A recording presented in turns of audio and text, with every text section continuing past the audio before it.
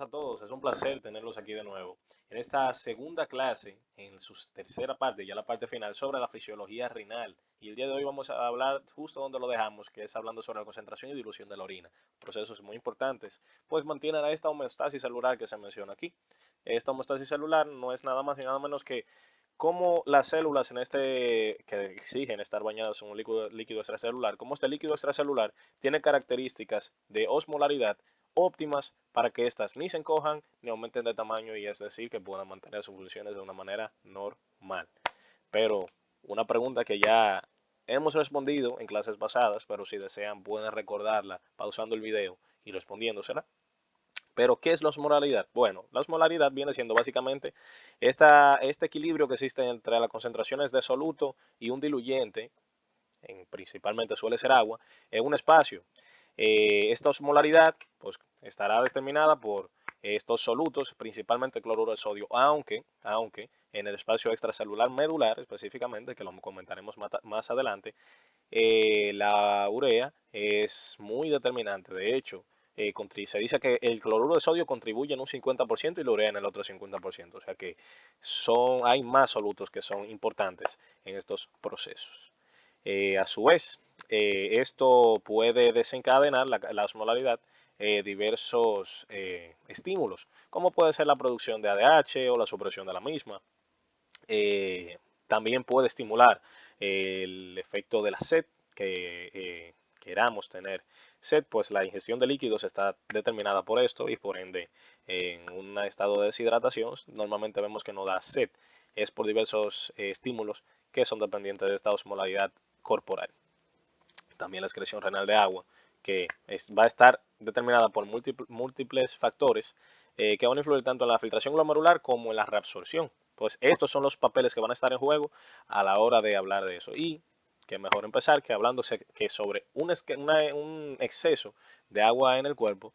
Los riñones se encargarán de formar una orina diluida para así eliminar este exceso de agua en el cuerpo. Pero ¿cómo lo hacen? Bueno, si se recuerdan en videos pasados explicamos cada porción del túbulo y qué se encargaba de reabsorber y secretar en muchas zonas.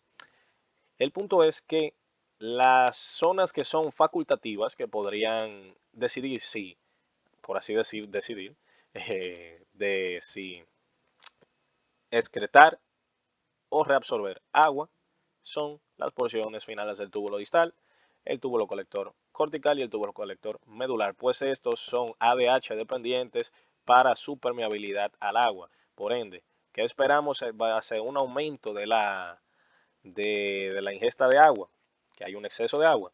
Pues bueno, la osmolaridad del líquido extracelular debería bajar. Por ende, no habría por qué, que también este efecto lo explicamos, no habría por qué en la neurohipófisis secretar ADH.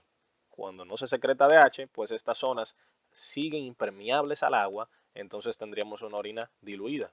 ¿Y qué tendríamos si la orina se diluye? Pues bueno, ese exceso de agua que fue ingerido será excretado para mantener este nivel de homeostasis, que esta cantidad adicional de agua no se mantenga. De hecho, fíjense que esto es un mecanismo tan determinante de que la concentración, la osmolaridad puede variar de 50 miliosmoles por litro hasta 1400 miliosmoles por litro. Eso gracias a estas capacidades facultativas que tienen todas las porciones del túbulo, o algunas más bien, a diversas hormonas. Pero algo dominante va a ser el ADH, que si se fijan va a responder muy bien a la osmolaridad corporal, de los líquidos corporales más bien. Aquí estamos hablando sobre la hormona antidiurética, cómo esta controla la concentración de la orina. Pues ya sabemos que en presencia de esta, pues vamos a tener una mayor reabsorción de agua. Por ende, si tenemos una mayor reabsorción de agua, podemos asociarla a estados de deshidratación, porque estados de deshidratación son lo que harán que esa osmolaridad de los líquidos corporales se vea muy aumentada, pues habrá una mayor concentración de solutos, y si hay una mayor concentración de solutos, en la neurohipófisis se secretará, o sea, de la neurohipófisis se secretará la hormona antidiurética.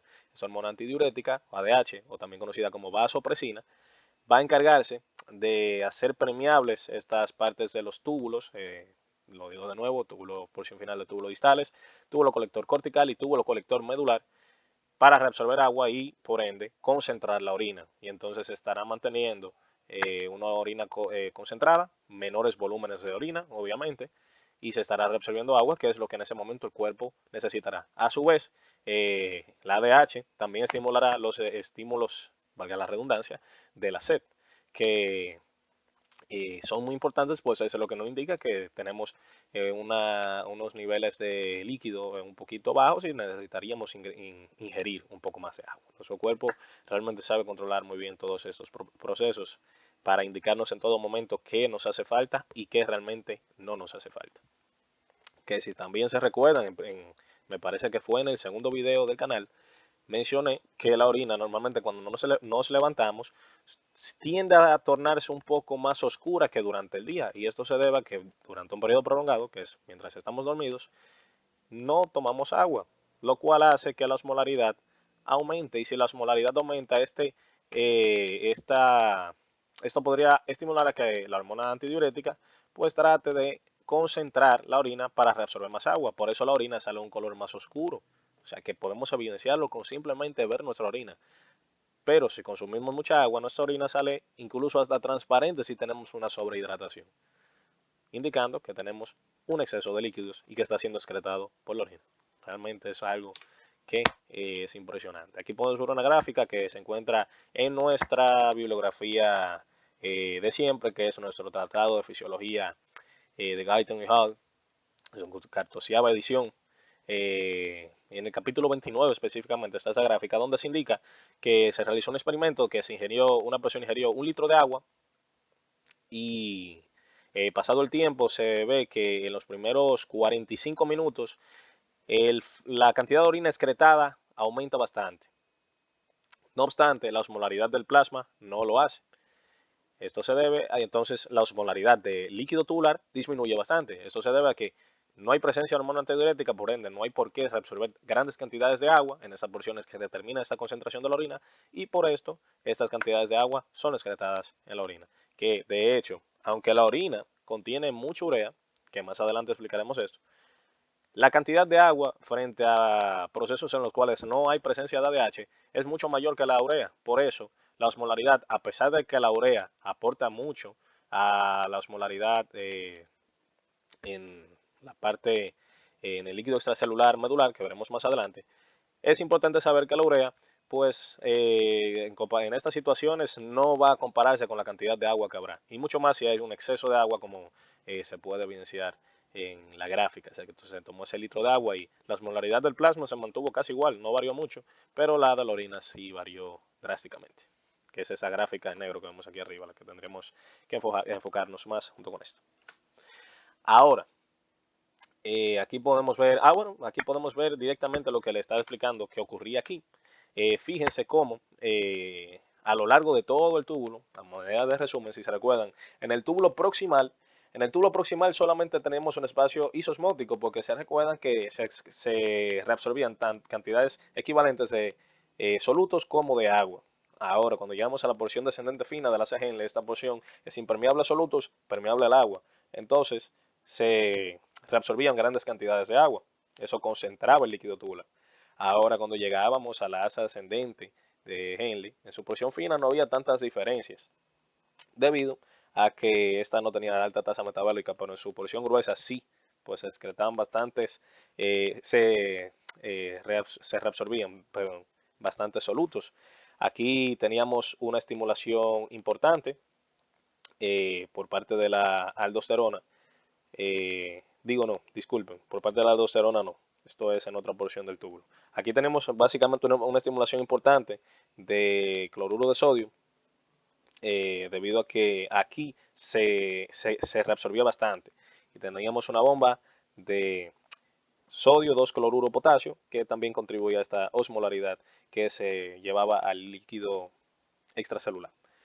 Ya en el túbulo distal, en su porción proximal, se parecía bastante a la asa ascendente gruesa a la porción ascendente gruesa de la asa de Henle.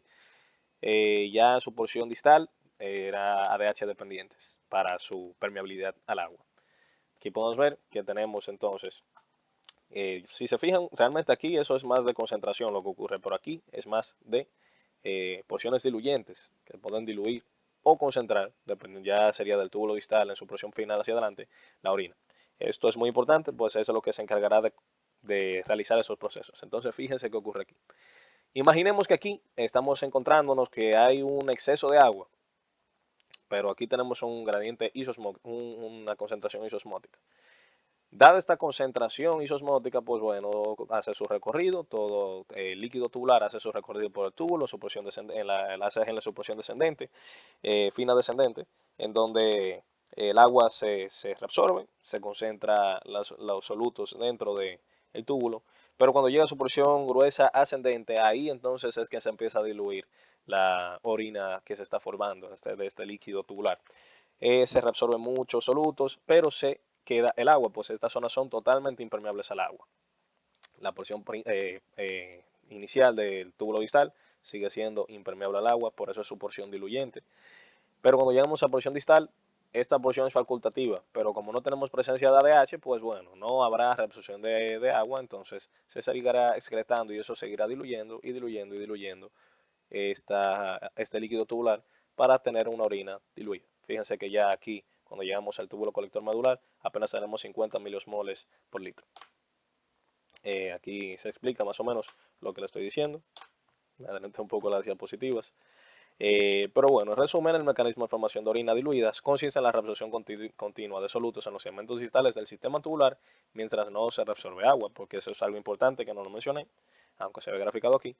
Pues a pesar de que la reabsorción de agua cambia, la de los solutos no. La de los solutos todo el tiempo se siguen reabsorbiendo, reabsorbiendo y reabsorbiendo. Por eso, entonces, si solamente se están reabsorbiendo solutos y reabsorbiendo solutos durante toda la parte del túbulo, desde el asa ascendente fina, de, de la porción ascendente fina del asa de Henle, pues eso hará que la orina se diluya bastante. Ahora, si nos encontramos en periodos de deshidratación, pues la orina será concentrada, pues estamos necesitando estos líquidos que se están excretando. Es importante saber que en todo el cuerpo, antes de pasar la diapositiva, en todo el cuerpo se pierde agua constantemente, ya sea por el sistema digestivo, el sistema respiratorio, la piel hace que se pierdan muchas cantidades de agua dependiendo de las condiciones. Se pierde mucha agua constantemente. No obstante, los riñones pueden controlar de manera inteligente esta cantidad de agua que es excretada, pues en momentos en cuales es un recurso vital en el cual no tenemos suficiente disponible, estos se encargarán de que se ahorre, por así decir, esa agua, por lo menos por su parte en ese sistema. ¿Cómo lo hacen? Pues bueno, en un caso de deshidratación, los líquidos corporales tenderán a aumentar su osmolaridad. Bueno, me parece que tenemos incluso una gráfica más adelante que me permitirá explicárselos mucho mejor, y es esta. Cuando nos encontramos en una deficiencia de agua, las osmolaridades extracelulares, esos líquidos extracelulares van a aumentar mucho. Osmoreceptores van a hacer que la hipófisis posterior, neurohipófisis, secrete ADH. El ADH va a aumentar a nivel plasmático y eso aumenta la permeabilidad al agua en las porciones del túbulo distal en su porción final, el túbulo colector cortical y el túbulo colector medular. Esto hace entonces que se reabsorba más agua y en estas porciones de estos túbulos se estaría concentrando estos solutos. Algo a saber también es que el ADH va a hacer que en el tubo colector, bueno, antes de explicarlo vamos a desglosarlo. El túbulo colector cortical, en presencia de ADH, va a hacerse muy permeable al agua, pero no va a ser permeable a la urea.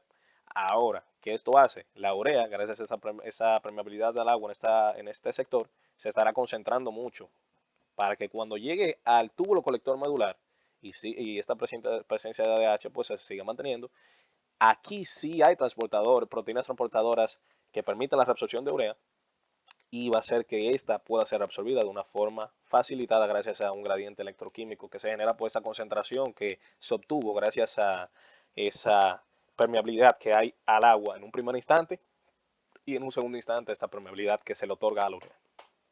Ahora, la diapositiva que nos quedamos, bueno, básicamente les expliqué ya lo que ocurriría. Esto haría que se reabsorbieran estas cantidades de agua que se están necesitando y se excretaría una orina concentrada. Pero de todas formas, estimularía, este ADH estimularía también los reflejos que provocan la sed para indicar que necesitamos agua. pues se necesita recuperar este volumen que estamos tratando de mantener dentro de todo lo posible. Existen estos requisitos básicos para tener una orina concentrada, que es el principal, como les mencioné, la concentración elevada de ADH, que estimulará estas porciones quimiosensibles a estas porciones sensibles a ADH, susceptibles a cambios gracias a ADH. Y, obviamente, la elevada osmolaridad del líquido intersticio medular renal será el encargado de proporcionar un gradiente osmótico necesario para resolver el agua en la presencia de concentraciones altas de ADH. Pues, si se imaginan, o más bien, imaginan, no, se recuerdan, eh, el proceso de ósmosis ocurría de que el agua iba de un líquido, en un medio líquido, iba de un espacio, eh, bueno, estamos en agua, debe ser un medio líquido, pero que iba desde un espacio hipoosmótico a un espacio hiperosmótico. Los espacios hipoosmóticos, el agua no irá hacia el espacio hiposmótico, pues ahí donde ella se encuentra es el espacio hiposmótico. Pues es el lugar, o sea, la función del agua va a ser regular esa osmolaridad y entonces eh, va a hacer que aumente, o más bien que aumente, no, se regule y llega a un equilibrio en la osmolaridad. Un espacio hipertónico, me disculpan que creo dije hiposmótico, no sé si ese término estaría en lo correcto. En dado caso que no, en la edición colocaré una pequeña corrección. Y entonces tenemos que el agua irá del espacio, en resumen, un espacio hipertónico, de un espacio hipotónico a un espacio hipertónico. Entonces, ¿cómo se crea este espacio hipertónico al cual el agua va a ser afín a ir? Pues en el intersticio medular renal debería haber una concentración, una osmolaridad alta para que el agua quiera por ósmosis difundir hacia este espacio. Pues bueno, eso se obtiene mediante múltiples mecanismos, pero el principal es el mecanismo multiplicador de contracorriente. El mecanismo multiplicador de contracorriente ocurrirá en estos 7 pasos. Obviamente repitiéndose, pero ocurrirá en estos 7 pasos. ¿Qué pasa? En una primera instancia tenemos un espacio que es totalmente isosmótico. Esas son las asas de Henle, que consta. Es el túbulo, pero en las porciones de las asas de Henle descendente y ascendente. Un segundo paso, cuando el líquido tubular alcanza la porción gruesa ascendente del asa de Henle, que es impermeable al agua, pues los solutos son los que salen aquí, hacen que, y también hacen que el espacio extracelular se torne hipertónico. ¿Qué pasa?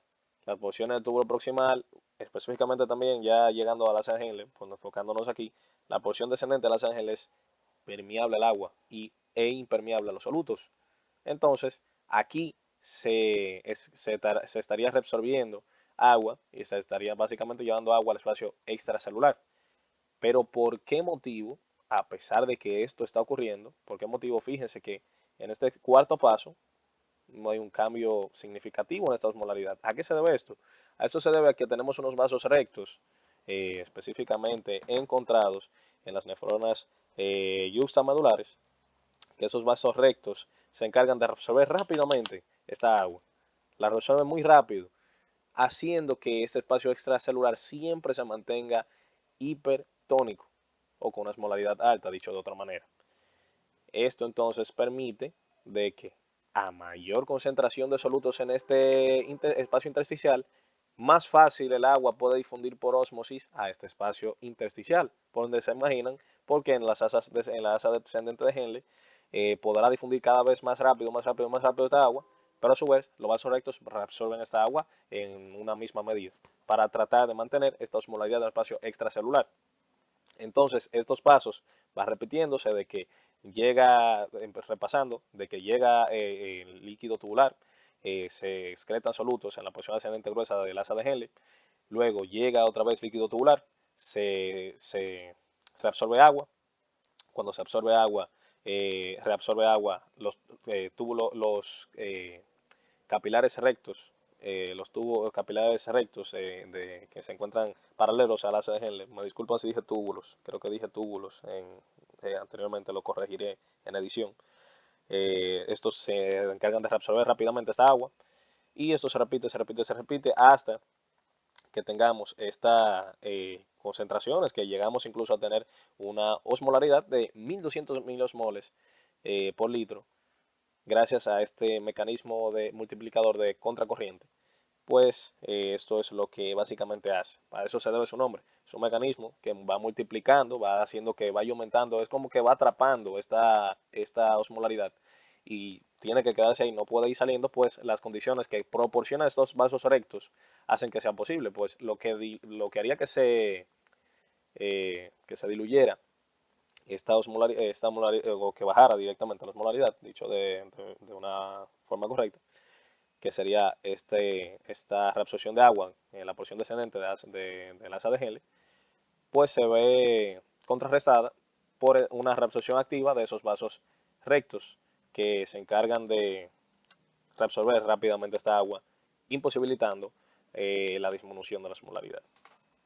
Aquí podemos ver, bien dicho, cómo ocurriría todo esto. Fíjense que ya tenemos una reabsorción activa de agua en las porciones distales del túbulo medular, del túbulo distal, eh, las porciones finales, el túbulo colector cortical y el túbulo colector medular.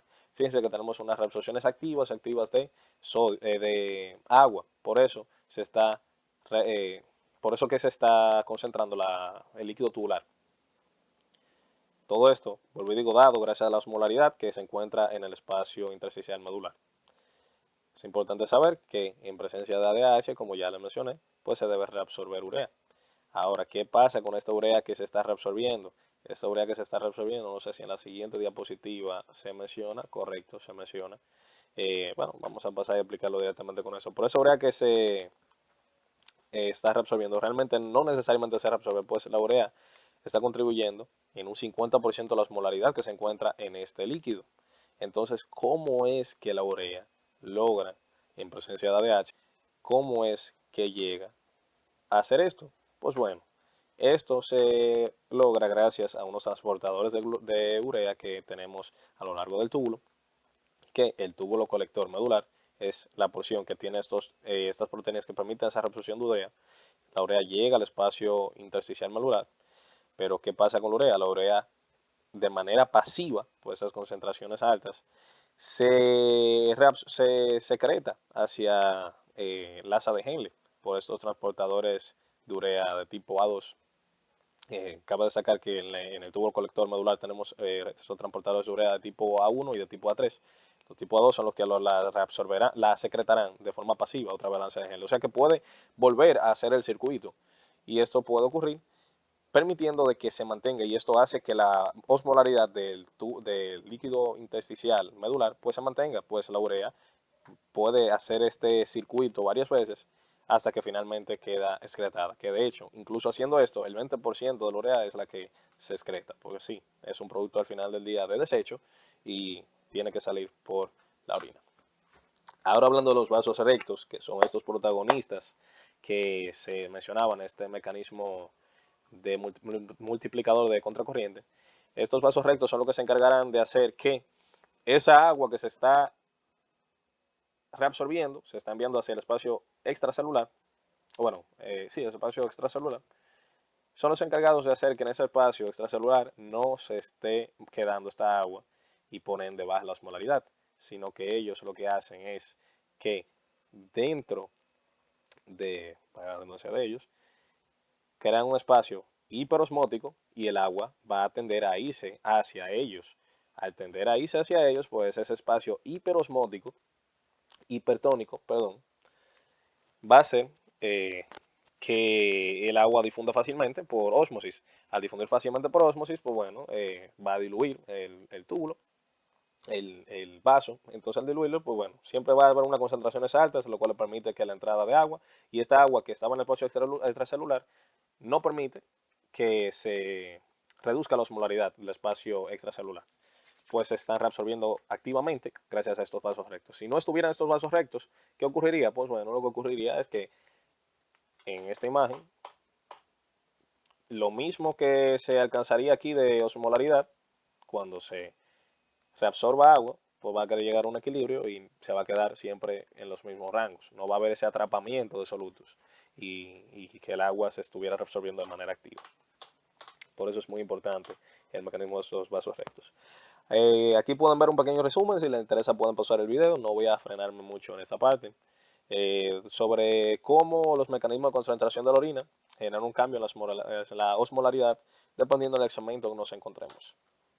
Algo importante a saber, que fue mencionado en clases anteriores, es la falta o resistencia de ADH y la condición que genera, que es conocida como diabetes insípida. Pues si se recuerdan, el ADH ya le dije, que se encarga de la reabsorción activa de agua en los túbulos colectores medulares, corticales y en la porción final del túbulo distal. Una ausencia de la misma o resistencia de la misma por las células que son, por las bombas más bien, que es las acuaporinas tipo 2, básicamente estos que son dependientes de esta. Si aquí existe una resistencia a la misma, pues se genera la condición como diabetes insípida. Aquí podemos ver la gráfica que ya les expliqué. ¿Y qué pasaría si ocurre lo opuesto? Que también fue hasta cierto punto explicado al principio. Si en vez de tener una deficiencia de agua, tenemos mucha agua, ¿qué es lo que ocurre? Lo que expliqué, el primer mecanismo que explicamos. No hay presencia de ADH, bueno, frente a una osmolaridad demasiado reducida, pues no hay por qué secretar ADH, secretar ADH, como quieran ver. No hay por qué secretarlo. Como no hay por qué secretarlo, las porciones dependientes de ADH no van a responder a ningún estímulo que las haga hacerse permeables al agua, por ende la orina saldrá muy diluida. Ahora, preguntándonos, ¿esto será un ejemplo de mecanismo de control hemostático? Y claro que sí, pues si se fijan, a lo largo de todo lo que expliqué, es para tratar de contrarrestar cambios en los cuales se crea un ambiente desfavorable para la homeostasis celular. En estados en el cual la osmolaridad está excesivamente elevada, se trata de crear un estado en el cual la osmolaridad se equilibre a un nivel óptimo para que las células puedan realizar haciendo su trabajo, y de hecho se avisa mediante diversos estímulos, por ejemplo el de la sed, de que se necesita ingerir líquidos. Y a su vez, un aumento en la ingesta de agua hace que la orina salga muy diluida, y podemos ver claramente el color de la orina como nos representa de que estamos teniendo una orina muy diluida. Eso quiere decir que estamos teniendo un exceso en el consumo de agua o líquidos en general. Aquí podemos ver un pequeño resumen de lo mismo. Y hay otros estímulos que hacen que el ADH se libere, como la reducción de la presión arterial y la reducción del volumen sanguíneo. Esto hará que, aparte de la osmolaridad, hará que se secrete ADH. Aquí podemos ver un pequeño resumen de esto que les estoy explicando. Y hay algo muy interesante que les dije en el video anterior. Si se dieron cuenta, los invito a pausar el video y decirlo antes que lo diga yo.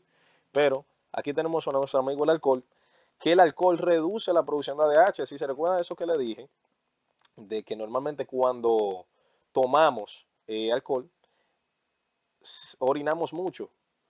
¿Esto a qué se debe? Esto se debe a que el alcohol inhibe esta secreción de ADH. Al inhibir esta secreción de ADH, pues todo el tiempo estaremos buscando tener una orina diluida. Por eso es que cuando se consume una bebida alcohólica se tiende a orinar, y de hecho esa orina, si se han fijado, suele salir bastante clara. Eso se debe a esto.